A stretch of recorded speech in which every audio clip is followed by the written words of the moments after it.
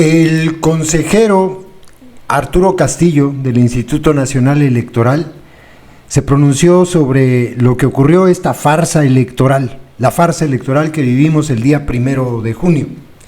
¿Qué es lo que propone? Propone no declarar la validez de las elecciones de la Suprema Corte de Justicia de la Nación, del Tribunal de Disciplina Judicial, de la Sala Superior y las salas regionales, a excepción de una, la de Toluca, del Tribunal Electoral. ¿Con base en qué? Con base en lo que él denomina, y ahora lo van a escuchar, de lo que nadie quiere hablar, del elefante en la sala. Los famosísimos acordeones del bienestar. Dice el consejero que hay indicios muy claros, por estas extrañas coincidencias del mundo mundial, ¿verdad?, de que las personas que aparecían en el 80% para el caso de la Suprema Corte, por ejemplo, o del 85% para el caso del Tribunal de Disciplina, de los nombres que aparecían en ellos con los que al final resultaron ganadores. Habla de que la distribución de estos pudo afectar el resultado de la elección, algo que es completamente evidente. Dice y hace la diferenciación entre no declarar la validez a la otra parte, que sería declarar inválida la elección. ¿Quién puede declarar inválida la elección? No es el INE, es el Tribunal Electoral y la Suprema Corte de Justicia de la Nación, la que está actualmente. ¿Qué va a pasar? Pues nada, el tribunal lo va a validar, porque sabemos que allá está Mónica Soto y que es una arrastrada de la secta, y que va a haber otra vez un choque de trenes, porque la Suprema Corte actual es probable que declare que la elección no es válida, que la declare inválida. Así, con todo esto, al final van a desacatar lo que diga la Suprema Corte, me refiero al Tribunal Electoral, que acordémonos de algo, el Tribunal Electoral es una instancia, pero por encima de esta instancia está la Suprema Corte. Pues el tribunal se va a saltar lo que diga la Suprema Corte, Lady Rebsamen y la secta se van a saltar lo que diga la Suprema Corte y van a hacer caso a lo que diga el Tribunal Electoral. Y como en el Tribunal Electoral, ya les decía yo, está Mónica Soto, pues van a validar la elección. Escuchen lo que dice Arturo Castillo. Pongan atención, esto se lo digo no a la gente pensante, sino más bien a los adoctrinaditos de las 3 subespecies. Pongan atención a lo que dice, porque nada, absolutamente nada de lo que dice el consejero es falso. Nada. Es evidente y ustedes lo saben, y de hecho hay denuncias ya presentadas, por ejemplo, para el caso de la Ciudad de México. Desviaron recursos de la Ciudad de México para hacer los famosos acordeones del bienestar. Está denunciado, ya se sabe. Este tipo de delitos, desde que llegó el gusano barrenador, se convirtieron en delitos graves. Es decir, que quien los comete va directito al bote, así directito. Se tienen que perseguir por tanto de oficio. Pero no va a pasar nada, porque la elección judicial nos demuestra varias cosas. Una de ellas es que ellos pueden manipular el resultado de una elección de una forma burda, cometiendo miles de delitos, sin que nadie pueda siquiera chistarles, porque tienen todo el poder en sus manos. Nos demuestra también que este es el método que van a seguir utilizando, y que mientras controlen al INE y al Tribunal Electoral, pues van a perpetuarse en el poder. Y nos demuestra también una cosa, que quienes están gobernando hoy y quienes organizaron, no el INE, aunque de alguna manera también, sino me refiero a los que publicaron la reforma que ordenaba esta elección, me refiero a la secta, son los que tienen la sartén por el mango y se van a quedar en el poder décadas, porque van a emplear este método por los siglos de los siglos. Amén. adoctrinados. Si ustedes quieren un país que de verdad sea democrático, tendrían que apoyar lo que dice el consejero Arturo Castillo. Pero yo sé que ustedes no quieren un país democrático. Ustedes quieren el autoritarismo de la secta. Ustedes están felices con que los delitos hoy los cometa la secta. Eso era todo. Lo que ustedes traían era eso. No estaban en contra de los fraudes ni de la corrupción, sino que en realidad lo que no les gustaba es que no fuera la secta y sus políticos sátrapas quienes cometieran estos delitos y estos fraudes. ¿Se acuerdan cómo se ha quejado durante toda la vida, desde 2006, el gusano barrenador, la palurda y toda la gente de la organización delictiva a la que pertenecen, del fraude de 2006, que sí fue un fraude, pese a que los panuchos digan que no, fue un fraude? ¿Se acuerdan cómo se quejaban de eso? Bueno, pues acaban de vivir algo exactamente igual. Igual, un fraude electoral para apoderarse del Poder Judicial. Abran las orejas, escuchen lo que dice el consejero Arturo Castillo.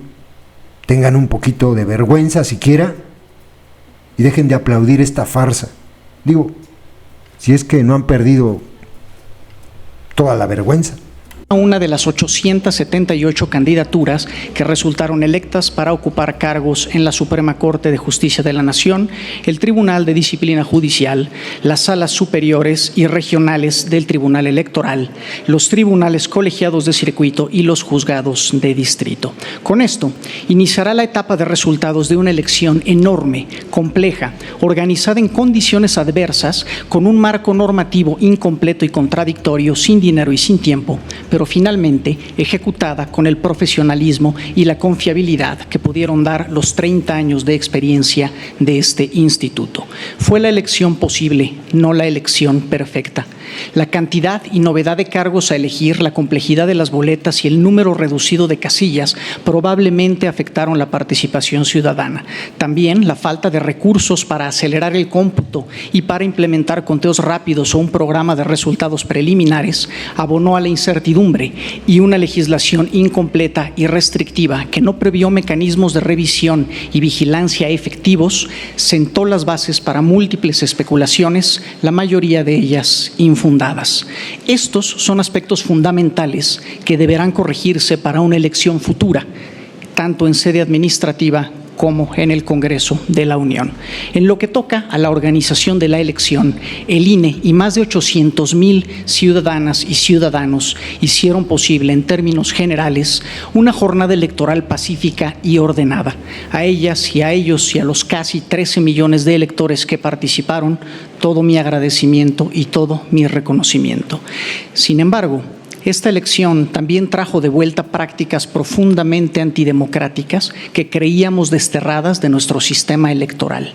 Como se verá, por ejemplo, en el cómputo de la Suprema Corte de Justicia de la Nación, en 818 casillas se acreditó plenamente una o más de las siguientes irregularidades: la inexplicable participación del 100% o más de los electores, boletas no extraídas de la urna, casos de candidaturas que obtuvieron el 100% de los votos en casillas sin lista nominal, tiempos de votación muy superiores al periodo de recepción de votos y evidente inducción al voto mediante el uso de acordeones.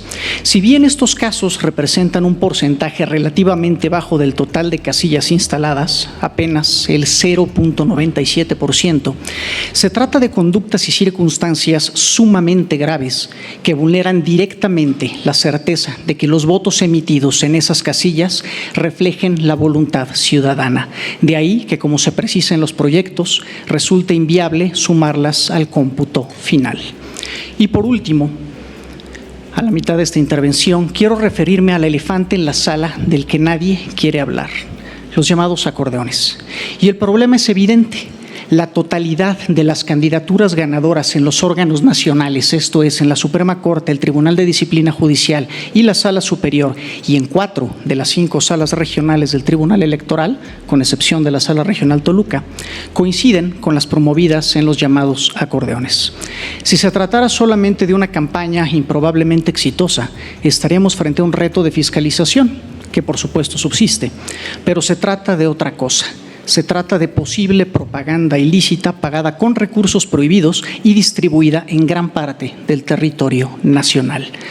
22 de las 28 candidaturas que se encuentran en este supuesto se deslindaron de los llamados acordeones. Por lo tanto, solo puede entenderse que estos fueron pagados con recursos de terceros y, por ende, prohibidos en esta elección por el artículo 96 constitucional.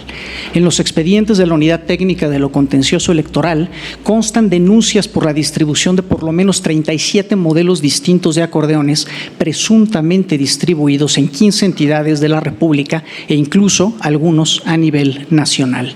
En los informes de los consejos locales se da cuenta de la distribución de estos en 5 estados más, y hasta ahora en las quejas de la Unidad Técnica de Fiscalización se denuncia el uso de acordeones en 3 entidades adicionales. Más aún, 6 de estos acordeones, incluidos los nacionales, ya fueron motivo del dictado de medidas cautelares y de la tutela inhibitoria que dictó este Consejo General. Es decir, existen indicios documentados de la distribución generalizada de estos acordeones. Si bien se trata de diversos modelos de acordeón, en su mayoría promueven a las mismas candidaturas ganadoras en los cargos nacionales y en las 4 salas regionales. En los cargos nacionales, las candidaturas ganadoras estaban incluidas en promedio en el 80% de los acordeones, y en los cargos de las salas regionales la coincidencia es del 85% en promedio. Esto constituye un indicio de que, a pesar de las diferencias entre los distintos acordeones, se trató de una estrategia propagandística dirigida intencionalmente a beneficiar a las mismas candidaturas. Si todo esto se llega a acreditar en sede jurisdiccional, estaríamos hablando entonces de una afectación directa a la equidad en la contienda en virtud de la distribución generalizada de propaganda ilícita a favor de candidaturas determinadas. Más aún, podría actualizar el supuesto de nulidad previsto en el artículo 77 ter, inciso E, de la Ley General del Sistema de Medios de Impugnación en materia electoral, relativo a acreditar el uso de financiamiento público o privado, cuestión que conoceremos una vez que concluya el proceso de fiscalización en julio próximo. Y dado que el resultado de la elección en estos cargos es idéntico al contenido de la propaganda denunciada, también parece haber un indicio fuerte de que su distribución pudo haber sido determinante para el resultado de estas elecciones.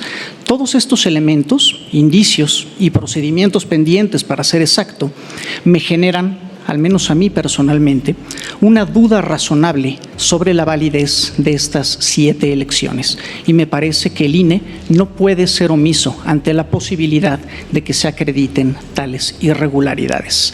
Sin embargo, estoy consciente de que los indicios no generan prueba plena y las nulidades deben estar basadas en irregularidades plenamente acreditadas. No es razonable privar de efectos a un derecho con base en elementos indiciarios, y también estoy consciente de que el INE carece de atribuciones para declarar la nulidad de una elección, pues esto es competencia exclusiva de las autoridades jurisdiccionales. Por ello, propongo a este Consejo General: 1. No declarar la validez, que no es lo mismo que declarar la invalidez, no declarar la validez de las elecciones de la Suprema Corte de Justicia de la Nación, del Tribunal de Disciplina Judicial, de la Sala Superior y de las salas regionales, exceptuando Toluca, del Tribunal Electoral, por existir un cúmulo significativo de indicios sobre la posible invalidez de las mismas. Otorgar las constancias de mayoría correspondientes, naturalmente, pues no se puede privar de efectos a un derecho como el voto con base en elementos meramente indiciarios, y, por último, dar vista con estos elementos a la Suprema Corte de Justicia de la Nación y a la Sala Superior del Tribunal Electoral para que resuelvan lo que en derecho corresponda respecto a la validez de estas elecciones. Continuaré con